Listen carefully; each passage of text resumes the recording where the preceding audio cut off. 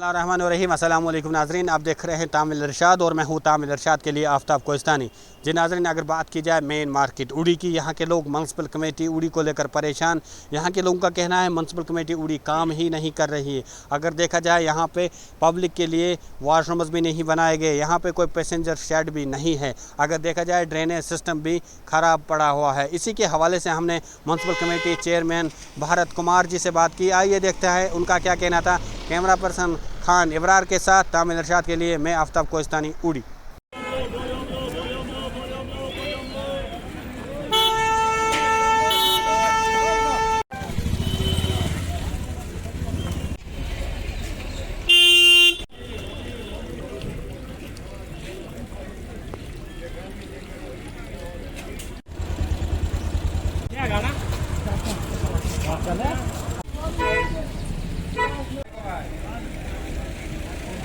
से ये कहना चाहता हूँ कि हमारे पास हमारी उड़ी में बहुत सारी प्रॉब्लम्स हैं।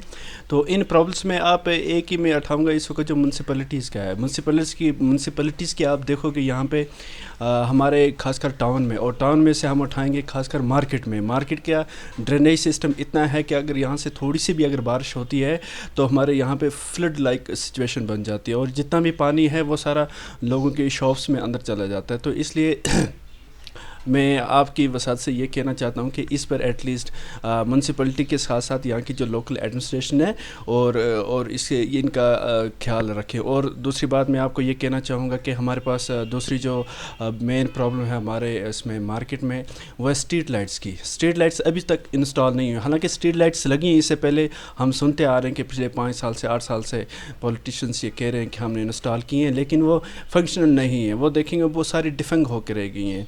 उसके बाद आप देखोगे यहाँ पे स्ट्रे डॉग्स इतने सारे हैं कि लोगों को चलना मुश्किल हो जाता है। आप 7 बजे के बाद अगर देखोगे तो यहाँ पे बहुत सारे बच्चे, कोई पेशेंट्स आते हैं, हॉस्पिटल्स में आते हैं, तो उनका चलना दुश्वार हो जाता है। ये हो गया मेन टाउन की जो मार्केट है। और थोड़ा सा पीछे जाओगे आप देखोगे यहाँ पे हमारे पास 3 बड़े नाले हैं। जितना भी लोगों का गार्बेज है वो सारा उन नालों में आके पड़ता है। तो वहाँ पे इतनी सिल्ट जमा हो गई है कि अब मुझे लगता है अब कभी भी थोड़ी सी भी ज़्यादा अगर बारिश होगी तो ये पूरा जो पानी होगा लोगों के घरों में जाएगा। आप रिसेंटली देखोगे भी हमारे उड़ी में वहाँ पे कुछ लोगों के घरों में पानी आया। तो अब मैं आपकी वसात से ये कहना चाहता हूँ कि आप इस पर एडमिनिस्ट्रेशन और साथ साथ म्यूनसिपलिटी भी थोड़ा सा ध्यान दें ताकि लोगों का जीना थोड़ा सा आसान हो जाए। बात की जाए म्यूनसिपल कमेटी उड़ी की, लोग परेशान रहते कि म्यूनसिपल कमेटी उड़ी काम नहीं कर रही। देखिए, मेरी एज 58 ईयर्स है और मैंने हर इक़्तिदार देखा है। जो काम म्यूनसिपल कमेटी उड़ी आज कर रही है ये शायद पिछले 30 साल से नहीं हुआ, क्योंकि जितना काम आज 5 गाड़ियाँ मेरे पास हैं, 5 गाड़ियाँ गार्बेज उठाने के लिए खाली उड़ी हर घर से कलेक्शन हो रही है। आज हर घर से गार्बेज उठा के अपने ही दरवाजे के बाहर गाड़ी खड़ी होती है और उसमें अपना गार्बेज घर का डाल देती है। और ये पूरा प्रोसेस जो है ये पूरे उड़ी में चल रहा है। उसके बाद छोटी मोटी शिकायत वैसी भी आ रही है कि कहीं जाम लग जाता है।